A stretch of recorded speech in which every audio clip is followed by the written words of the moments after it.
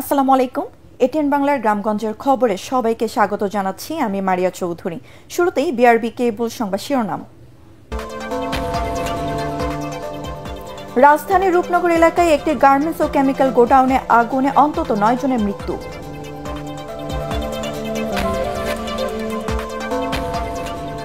রাত পোহালে চাকসু নির্বাচন সুষ্ঠু শান্তিপূর্ণ ভোট আয়োজনে সকল প্রস্তুতি সম্পূর্ণ। মধ্যরাতে শেষ হচ্ছে ডাকসু নির্বাচনের প্রচারণা।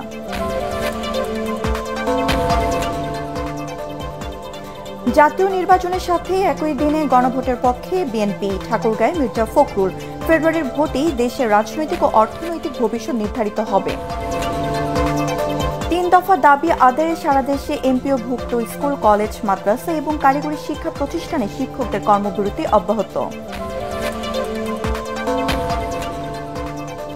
এবং হবিগঞ্জে জামায়াত কর্মী মহিবুর হত্যা মামলায় আওয়ামী লীগের নেতা সহ 15 জনের যাবজ্জীবন কারাদণ্ড।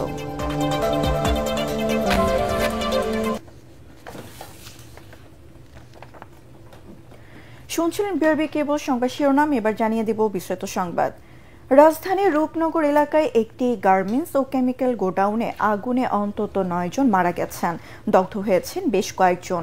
আহতদের উদ্ধার করে চিকিৎসার জন্য জাতীয় বার্ন ইনস্টিটিউটে পাঠানো হয়েছে। এই ঘটনায় হতাহতের সংখ্যা বাড়ার আশঙ্কা করছে ফায়ার সার্ভিস। কী কারণে এই অগ্নিকাণ্ড তা তদন্ত করে দেখা হবে বলেও জানিয়েছেন ফায়ার সার্ভিস।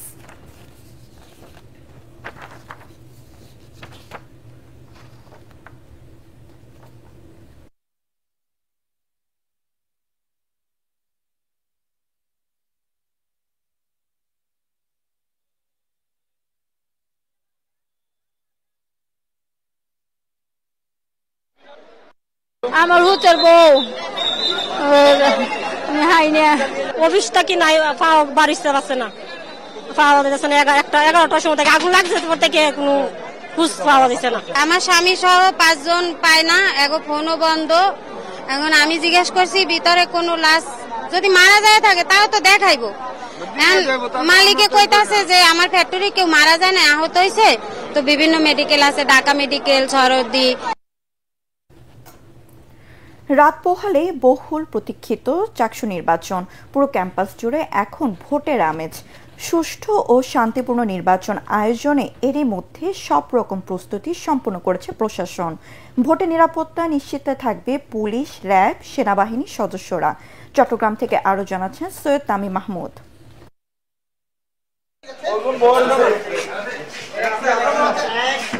চাকসু নির্বাচনকে সামনে রেখে চলছে শেষ মুহূর্তের প্রস্তুতি। রিটার্নিং অফিসারের কাছে পাঠানো হচ্ছে স্বচ্ছ ব্যালট বক্স। প্রকাশ করা হয়েছে ভোট কেন্দ্রগুলোর তালিকা। এবারের নির্বাচনে কেন্দ্রীয় ও হল সংসদ মিলে মোট 908 জন প্রার্থী প্রতিদ্বন্দ্বিতা করছেন। মোট ভোটার 27,516 জন। ক্যাম্পাসে নিরাপত্তা নিশ্চিতে গোয়েন্দা নজরদারি বাড়ানোর পাশাপাশি সব ধরনের ব্যবস্থা নিয়েছে বিশ্ববিদ্যালয় প্রশাসন। পুলিশ, এপিবিএন প্রায় 1000 খানেক সদস্য মোতায়েন করেছে অলরেডি।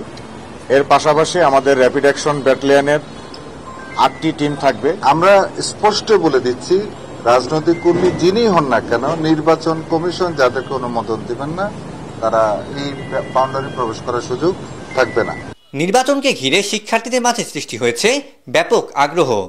নতুন নেতৃত্ব বিশ্ববিদ্যালয়ে শিক্ষার উন্নত পরিবেশ ও শিক্ষার্থীদের সব সমস্যা দূর করবে, এমনটাই প্রত্যাশা তাদের। প্রথম বর্ষে এসে যে এরকম একটা মুহূর্ত পেয়ে যাবো আমরা এটা ভাবতেও পারি নাই।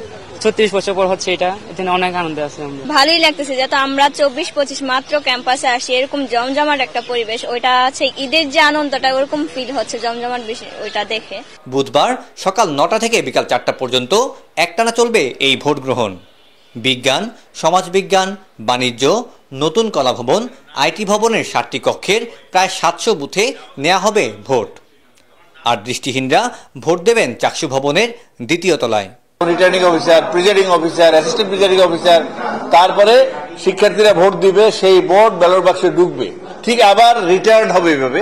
তারপরে দিয়া ভোট কাউন্টের প্রসেসটা শুরু হবে। এদিকে শিক্ষার্থীরা যাতে নির্বিঘ্নে ভোট কেন্দ্রে আসতে পারে সেজন্য শহরের বিভিন্ন পয়েন্টে 15টি বাস ও শাটল ট্রেনের শিডিউল বাড়িয়েছে বিশ্ববিদ্যালয় প্রশাসন। চাকসু নির্বাচনকে কেন্দ্র করে এখন জমজমাট পুরো ক্যাম্পাস। এখন অপেক্ষা শুধুই ভোটের লাইনে দাঁড়িয়ে ভোট দেওয়ার। শিক্ষার্থীরা বলছেন, যারাই তাদের অধিকারগুলো প্রতিষ্ঠা করতে পারবেন তারাই পাবেন তাদের ভোট। চট্টগ্রাম বিশ্ববিদ্যালয় থেকে সৈয়দ তামিম মাহমুদ, এটিএন বাংলা।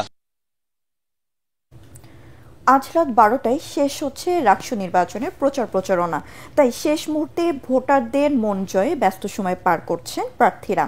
আগামী বৃহস্পতিবার ভোটকে সামনে রেখে এরই মধ্যে প্রায় সকল প্রস্তুতি সম্পন্ন করেছে বিশ্ববিদ্যালয় প্রশাসন। রাজশাহীর প্রতিনিধি সুজউদ্দিন ছোটনের পাঠানো তথ্যচিত্রে বিস্তারিত জানাচ্ছে নিয়াজ জামান সজীব। প্রচারণায় মুখর এখন রাজশাহী বিশ্ববিদ্যালয় ক্যাম্পাস। প্রচারণার শেষ দিন হওয়ায় সকাল থেকেই ভোটারদের কাছে ছুটছেন প্রার্থীরা, দিচ্ছেন নানান প্রতিশ্রুতি। প্রার্থীরা বলছেন, একটি অবাধ, সুষ্ঠু ও রাকসু নির্বাচনের প্রত্যাশায় মাঠে আছেন তারা।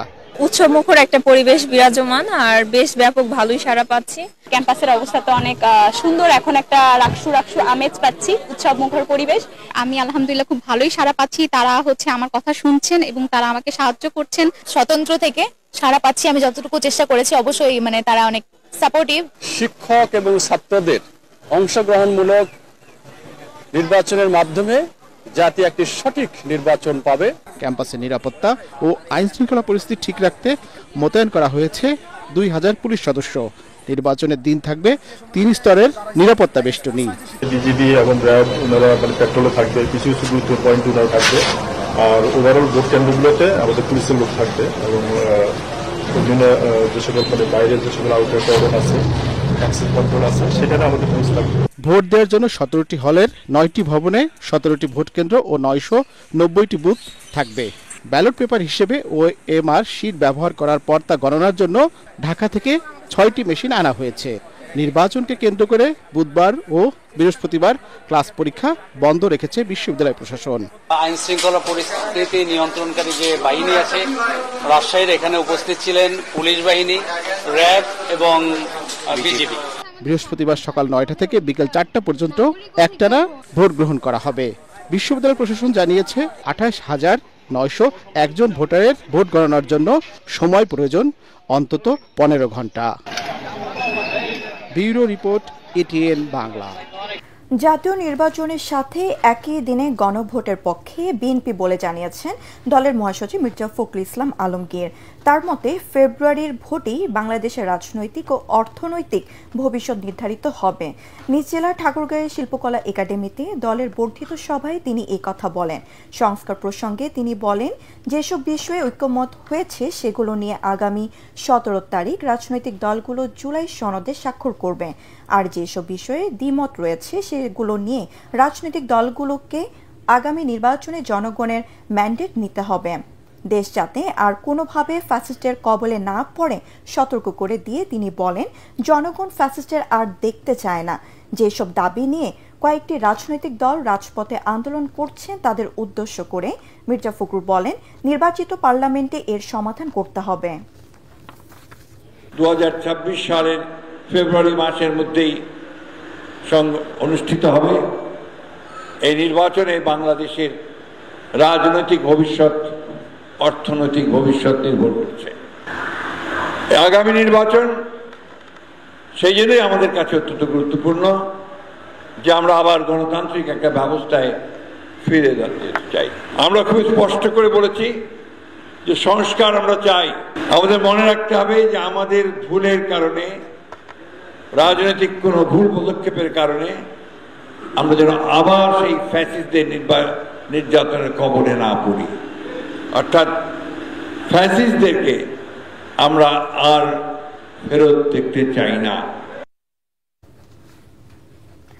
আগামীতে সরকার গঠনে জাতীয় নাগরিক পার্টি এনসিপি নির্ণায়কের ভূমিকা রাখবে বলে জানিয়েছেন দলটির উত্তরাঞ্চলের মুখ্য সংগঠক সার্জিস আলম। সকালে নেত্রকোনা শহরের একটি রেস্টুরেন্ট অ্যান্ড পার্টি সেন্টারে এনসিপির জেলা ও উপজেলা পর্যায়ের সমন্বয় সভায় তিনি এই কথা জানান। তৃণমূল পর্যায়ে সংগঠনকে আরও শক্তিশালী করতে এনসিপি মাঠে নেমেছে বলেও জানান তিনি।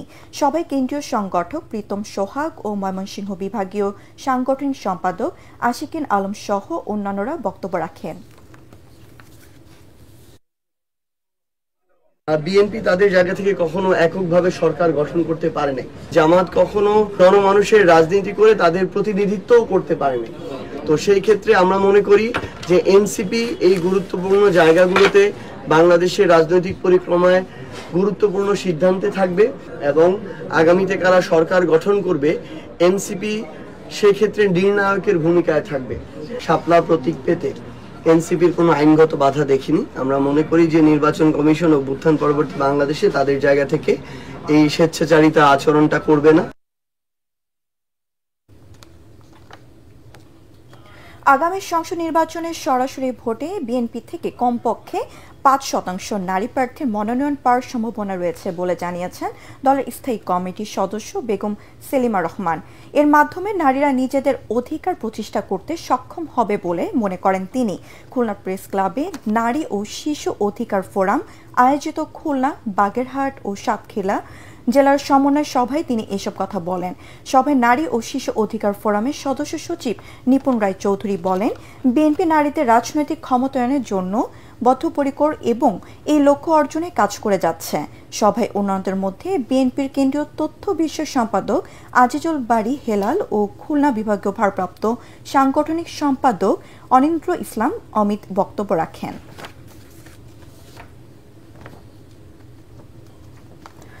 তিন দফা দাবি আদায়ে সারা দেশে এমপিওভুক্ত স্কুল, কলেজ, মাদ্রাসা এবং কারিগরি শিক্ষা প্রতিষ্ঠানে শিক্ষকদের কর্মবিরতি অব্যাহত রয়েছে।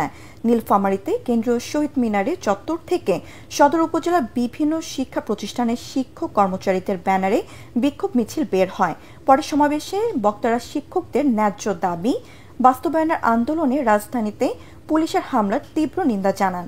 শিক্ষক কর্মচারীদের কর্মবিরতিতে শেরপুরে এমপিওভুক্ত স্কুল, কলেজ ও মাদ্রাসায় অসচ্ছলতা বিরাজ করছে। সোমবার থেকে অনির্দিষ্টকালের এই কর্মবিরতি শুরু হওয়ার পর শিক্ষকরা শিক্ষা প্রতিষ্ঠানে আসলেও ক্লাসে যাননি। পটুয়াখালী, কলাপাড়ায় মানববন্ধন করেন এমপিওভুক্ত শিক্ষকরা। সকালে কলাপাড়া প্রেস ক্লাবের সামনে এই মানববন্ধন অনুষ্ঠিত হয়। মানববন্ধনে বক্তারা তাদের দাবি মেনে নিয়ে প্রজ্ঞাপন জারি না করলে লাগাতার কর্মবিরতি পালনের পাশাপাশি আসন্ন নির্বাচনে দায়িত্ব পালন না করার হুঁশিয়ারি দেন। জাহাঙ্গীরনগর বিশ্ববিদ্যালয়ের র্যাগিংয়ের অভিযোগে প্রাণরসায়ন ও অনুপ্রাণ বিজ্ঞান বিভাগের 16 শিক্ষার্থীকে সাময়িক বহিষ্কার করেছে প্রশাসন। সকালে বিশ্ববিদ্যালয়ের ভারপ্রাপ্ত জনসংযোগ কার্যালয়ের পরিচালক মোহাম্মদ মহিউদ্দিন স্বাক্ষরিত এক আদেশে এই তথ্য জানানো হয়। এতে বলা হয়, রোববার ছেলেদের 21 নম্বর হলে প্রাণরসায়ন ও অনুপ্রাণ বিজ্ঞান বিভাগের কতিপয় শিক্ষার্থী একই বিভাগের নবীন শিক্ষার্থীদের র্যাগিং করেন। ঘটনা তদন্তে 3 সদস্যের একটি কমিটি গঠন করা হয়েছে। তবে অভিযুক্ত শিক্ষার্থীরা র্যাগিংয়ের অভিযোগ অস্বীকার করেছেন। তাদের দাবি, নবীনবরণ অনুষ্ঠানে আলোচনা করার জন্য জুনিয়রদের ডাকা হয়েছিল। শরীয়তপুর জেলাকে ফরিদপুর বিভাগে অন্তর্ভুক্তির সিদ্ধান্তের প্রতিবাদে পদ্মা সেতুর জাজিরা প্রান্তের টোল প্লাজার সামনে সড়ক অবরোধ করেন জাগো শরীয়তপুর ও সচেতন নাগরিক ব্যানারে একটি সংগঠনের নেতাকর্মীরা। এ সময় প্রায় 1 ঘন্টা বন্ধ থাকে পদ্মা সেতুতে যানবাহন চলাচল। এর আগে সকালে একই স্থানে মানববন্ধন কর্মসূচি পালন করেন বিভিন্ন শ্রেণীর পেশার মানুষ। মানববন্ধন শেষে সকাল 11টার দিকে টোল প্লাজার সামনে সড়ক অবরোধ করেন তারা।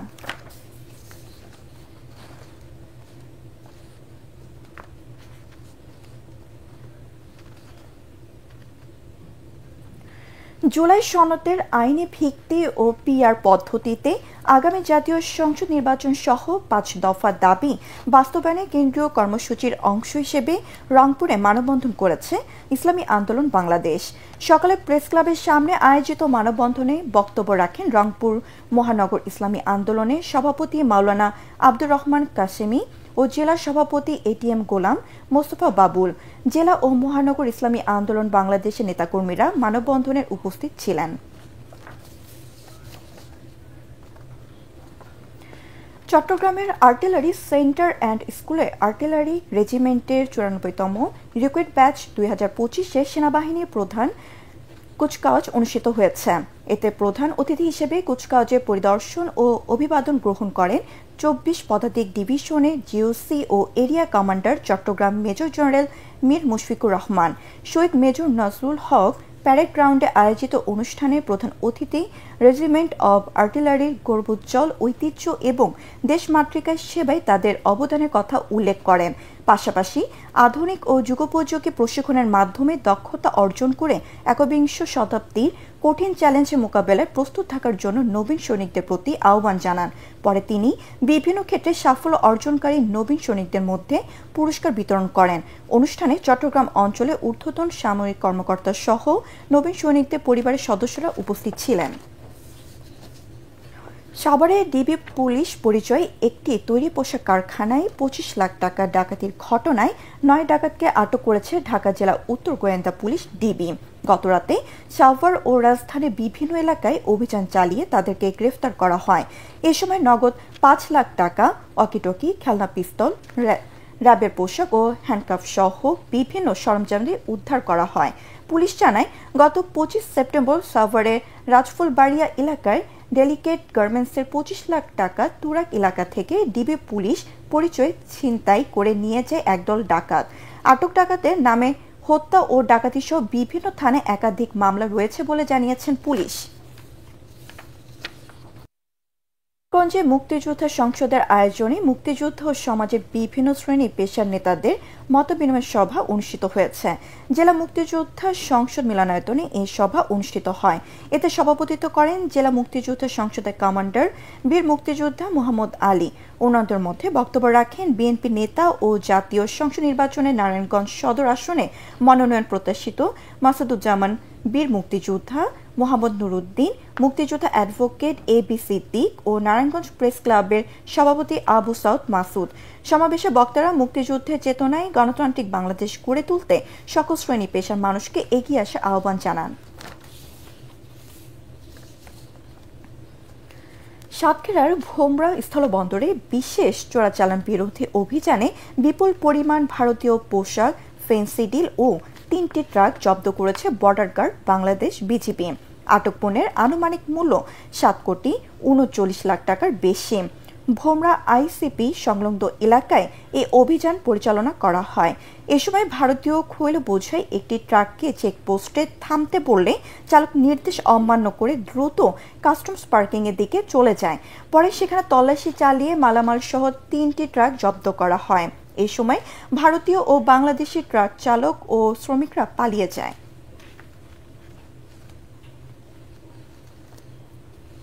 পরবর্তী সংবাদ দেখার আমন্ত্রণ জানিয়ে এখনকার মতো শেষ করছি। এটিএন বাংলা সংবাদ ইউটিউবে দেখতে ব্রাউজ করুন youtube/ATN বাংলা নিউজ। ধন্যবাদ সবাইকে।